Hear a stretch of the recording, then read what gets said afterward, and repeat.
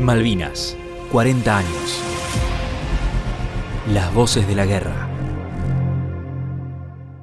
¿Qué hicimos con las mujeres de la guerra?, se pregunta la escritora Alicia Panero sobre la participación de nuestras veteranas de guerra. Así, trajo a la superficie algo que venía oculto durante mucho tiempo: la participación de nuestras mujeres en la Guerra de Malvinas.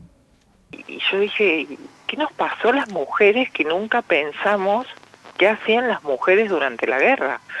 Porque no solamente descubrí a las enfermeras que estuvieron a bordo del buque Hospital Almirante Irízar, a la veterana de la Fuerza Aérea que fue la única mujer que pisó el territorio insular de Malvinas a bordo de un Hércules C-130 en un rescate de heridos. Encontré mujeres en las ciudades de las costas patagónicas que habían organizado la defensa civil de las ciudades una vez que la flota británica llegó al archipiélago. Mujeres que atendieron a los sobrevivientes del crucero Belgrano en Puerto Belgrano, que el último herido se fue de alta en diciembre del 82, cuando la guerra ya se había terminado hasta en los diarios.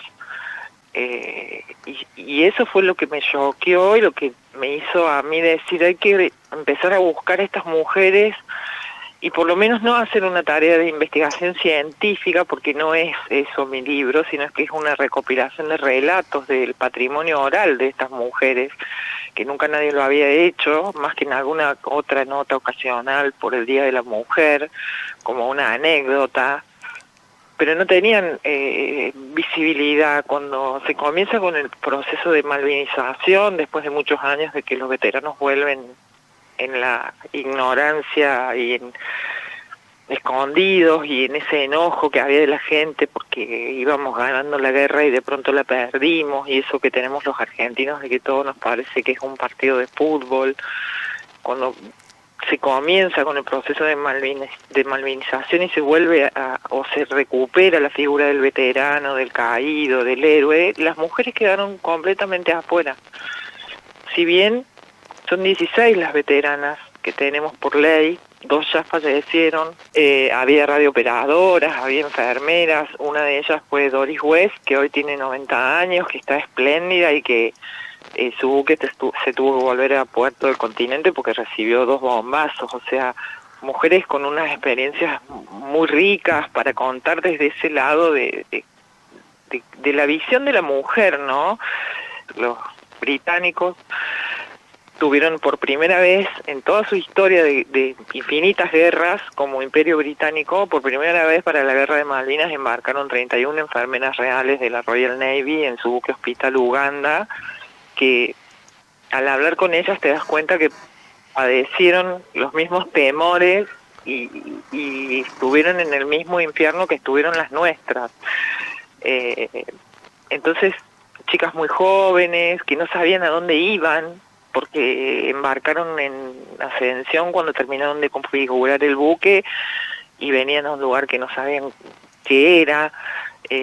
Traté de hacer un trabajo que las integrara a todas, ¿no? Porque el mensaje del libro es ese, que las guerras nos atraviesan por igual y que sobre todo la enfermera de guerra es una enfermera muy especial, porque no le importa el color del uniforme, ni la bandera, ni el idioma en el que hable el herido, sino recuperarlo. Y así como en el buque hospital nuestro en el Bahía Paraíso se atendieron heridos ingleses, si bien en ese no había mujeres, pero en el buque hospital Uganda se atendieron más de 1000 heridos argentinos que fueron después intercambiados con los heridos británicos, ¿no? Y sin caer en un lugar feminista o ultra feminista, deberíamos tener un día del veterano y la veterana, porque hay 16 veteranas, y el día del veterano nominado de esa manera solo evoca al hombre. En la guerra también hubo lugar para el amor. Mónica Páez era enfermera en Puerto Belgrano, atendió a un sobreviviente del crucero General Belgrano, que a los pocos meses se convirtió en su esposo y luego padre de sus hijos. Nos contó esta fabulosa historia desde Río Grande, en Tierra del Fuego. En realidad nosotros teníamos una formación académica de enfermería y una formación militar para ser mujeres militares. Éramos estudiantes de la carrera Yo en mi caso particular, a diferencia de mis compañeras, ya era auxiliar de enfermería.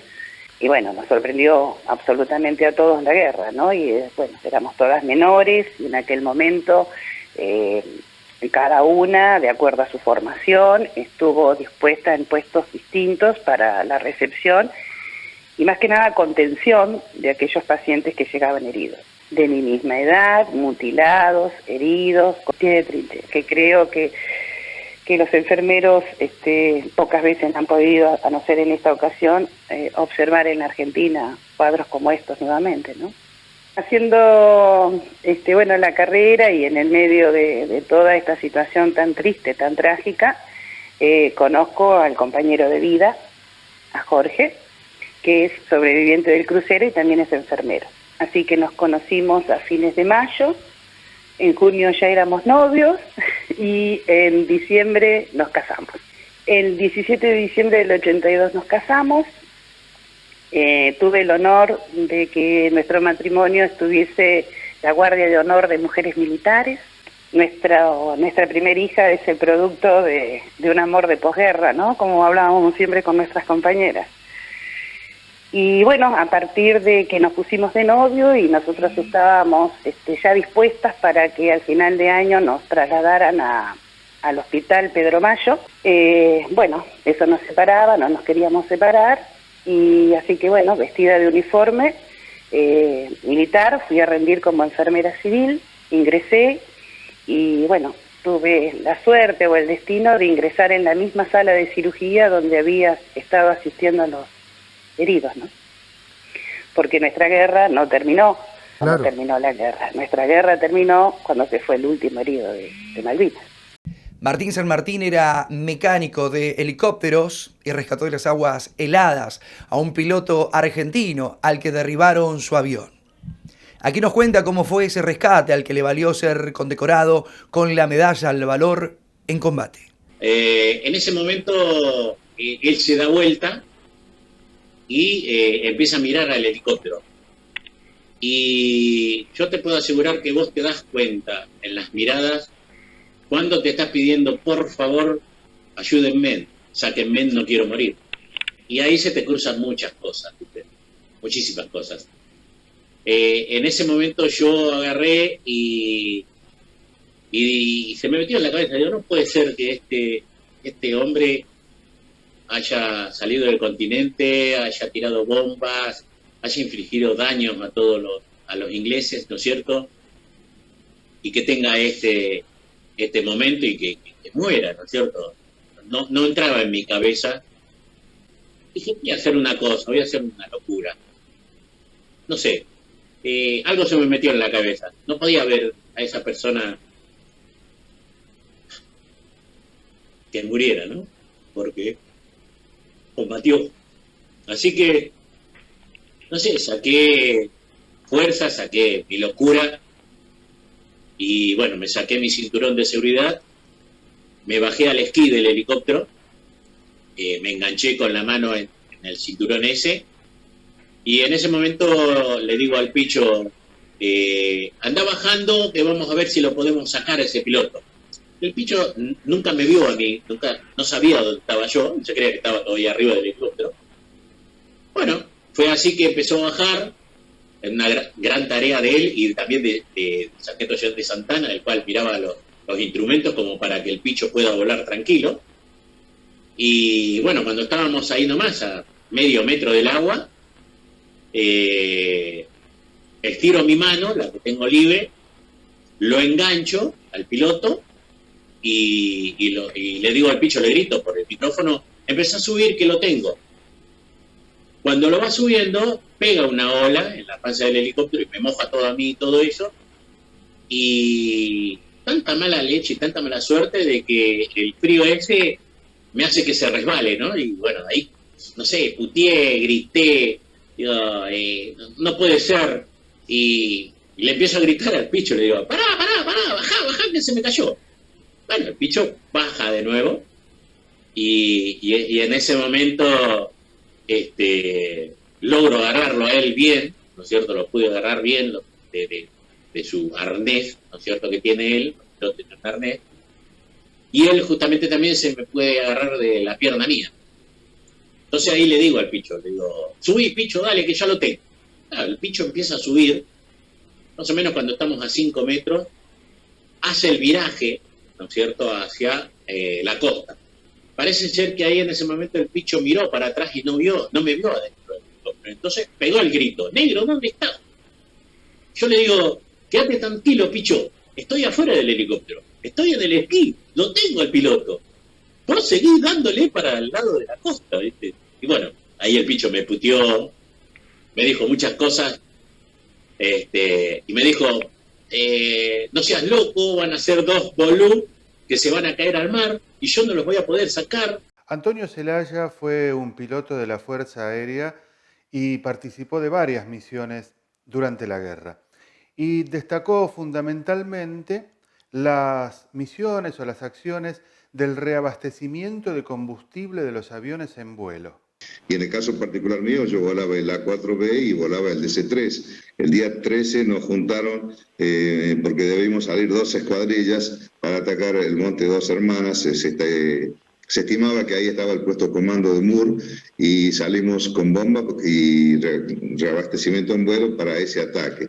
Lamentablemente, para mí, por mi caso, tuve un problema en el reabastecimiento, debí volverme y el Trucha se hizo cargo y fue con los 7 aviones, hicieron el ataque que fue bastante exitoso, volvieron los 7 con la gran hazaña de Lepiane, que en aquella época era alférez, que tenía un gran agujero en el ala, que perdía mucho combustible, y con esos milagros de la vida y la ayuda seguramente del más allá, logró poder llegar al reabastecedor, enchufar la manguera y así con el reabastecedor llegar hasta San Julián perdiendo mucho combustible. Nosotros a los A4B, inclusive los A4C y los superestandar de la Armada teníamos la capacidad de recibir combustible en vuelo.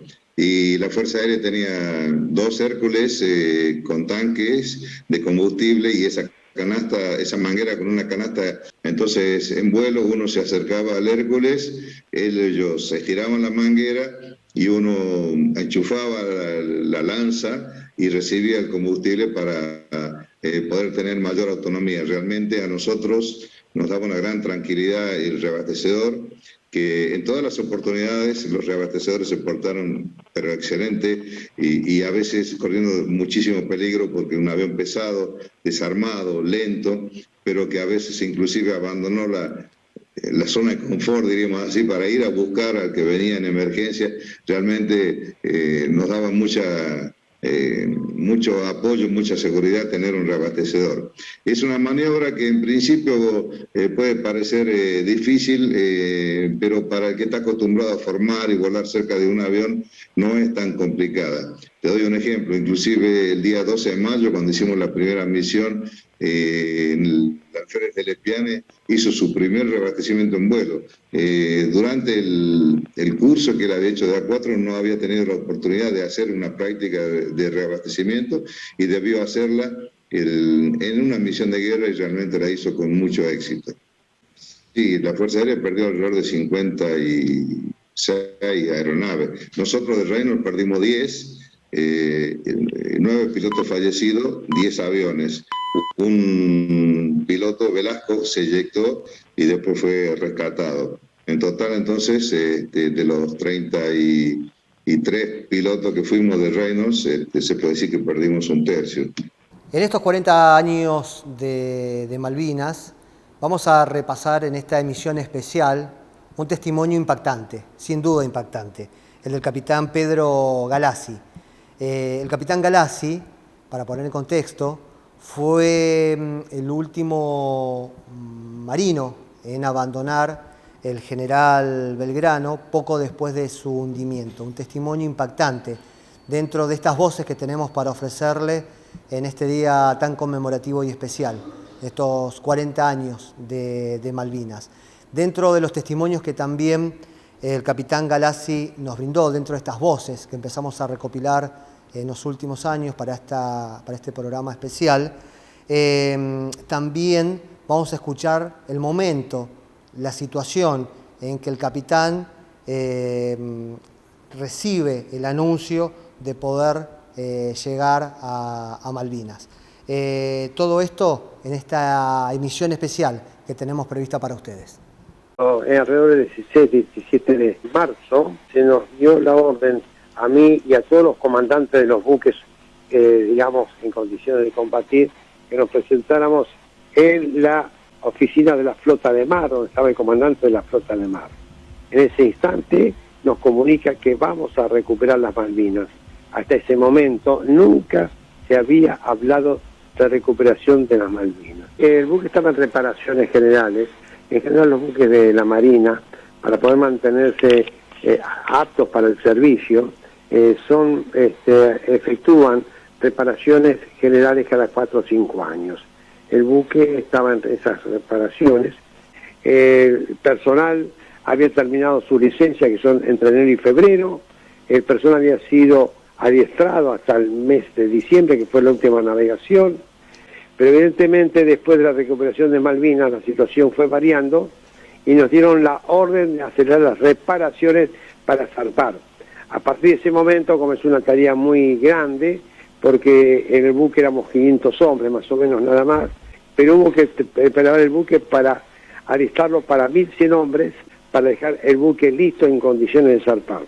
Y eso ocurrió el 16 de abril, que zarpamos por última vez de Puerto Belgrano, con la misión de destacarnos en inmediaciones de las islas de los estados para estar en condiciones de recibir cualquier orden que se nos diera.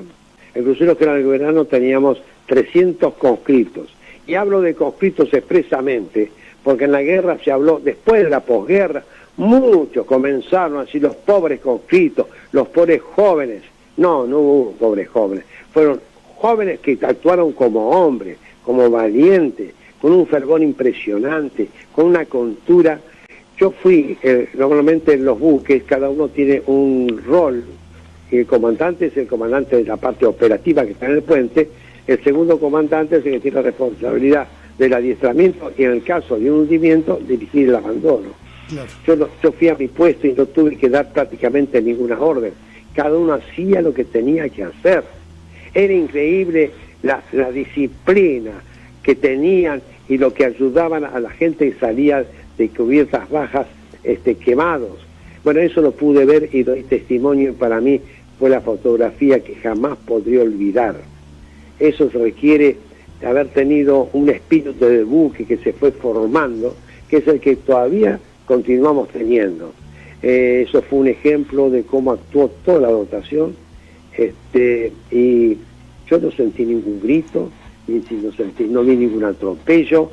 Más, el buque se estaba hundiendo y un suboficial que nunca me voy a olvidar el nombre, que se llama Muscardín, me hizo una señal con el dedo pulgar desde cubierta. Yo estaba prácticamente en el puente de comando y yo no sabía qué me quería decir este suboficial. El buque ya tenía como 30 grados de inclinación, el buque se estaba hundiendo. Afortunadamente lo encontré después cuando regresamos a Ushuaia en avión. Le dije, Muscardín, ¿qué me quería decir con esa señal suya? Yo le quería decir que se quedara tranquilo, que nosotros estamos un fenómeno. Usted no lo puede creer, ni lo puede pensar que estoy diciendo macanas. El buque se estaba hundiendo y un suboficial que de cubierta, que estaba ahí, inclusive como era enfermero, estaba ayudando a algunos, me da esa señal, le da la imagen de lo que era la dotación del crucero General Belgrano. Eduardo Rotondo fue el corresponsal de guerra que pudo registrar los últimos momentos de la guerra e inclusive las intimidades de la rendición argentina. Él mismo, en los últimos momentos del conflicto en Puerto Argentino, también fue tiroteado. Sí, que el 13 me pongo a filmar la zona de los montes, Dos Hermanas, Tumbleton y todos los montes que rodeaban Puerto Argentino, porque realmente la artillería era un duelo feroz entre las dos artillerías.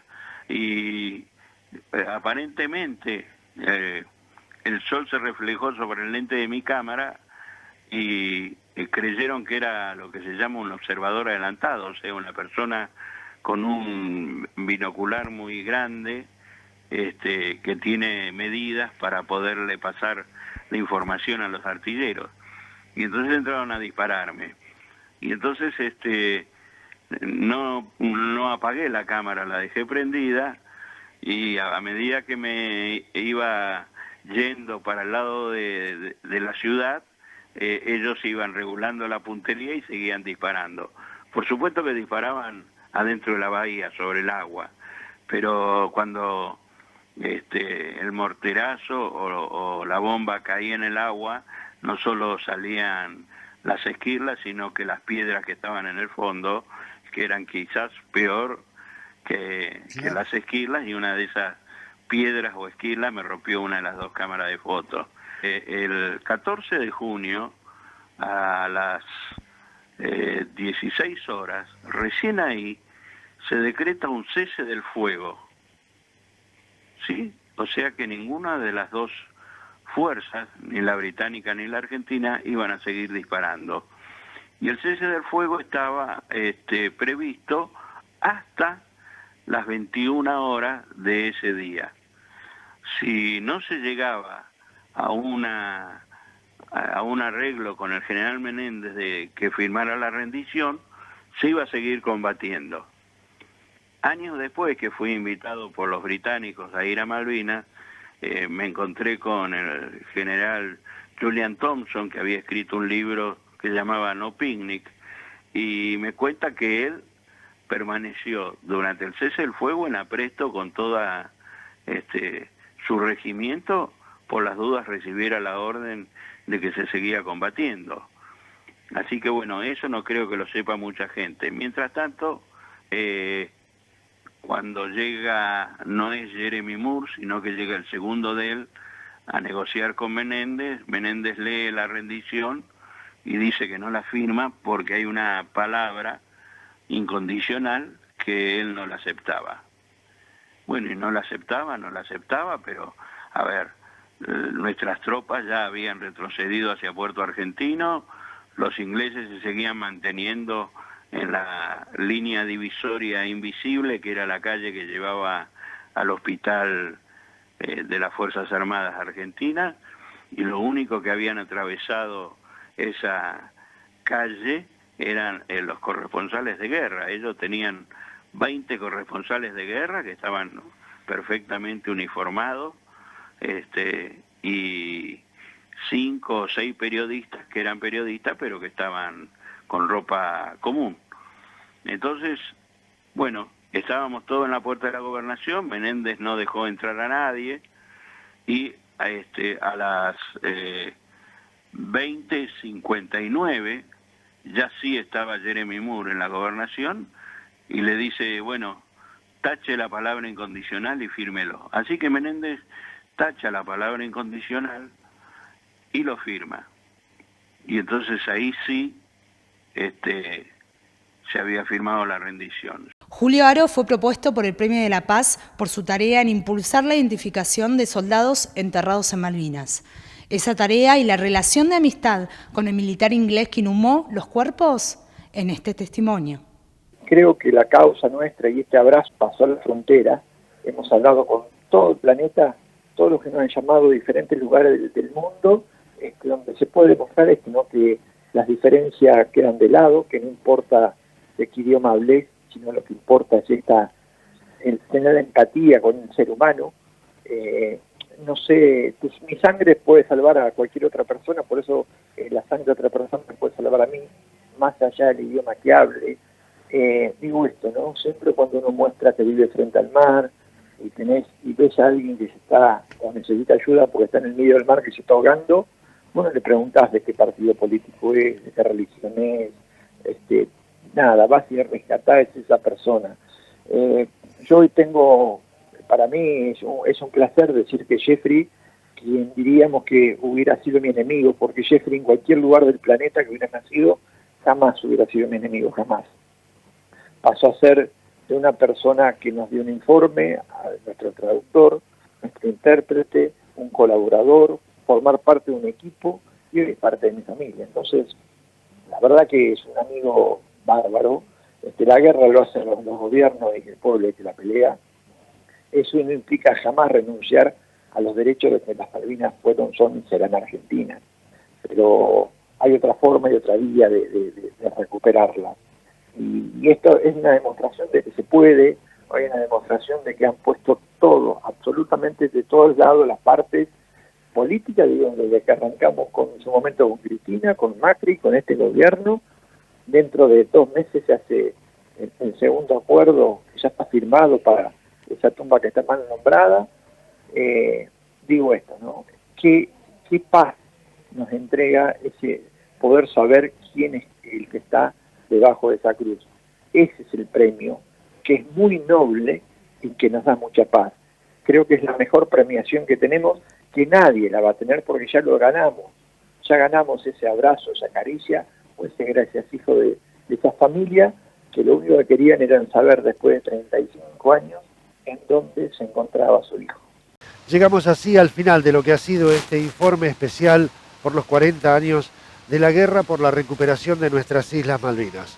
Un equipo de periodistas y técnicos de Prima Multimedios que ha realizado este trabajo, la producción de las notas a cargo de Rubén Russo del espacio Ruta Nacional Malvinas. Nos volveremos a encontrar en otro informe especial. Muchas gracias. Malvinas, 40 años.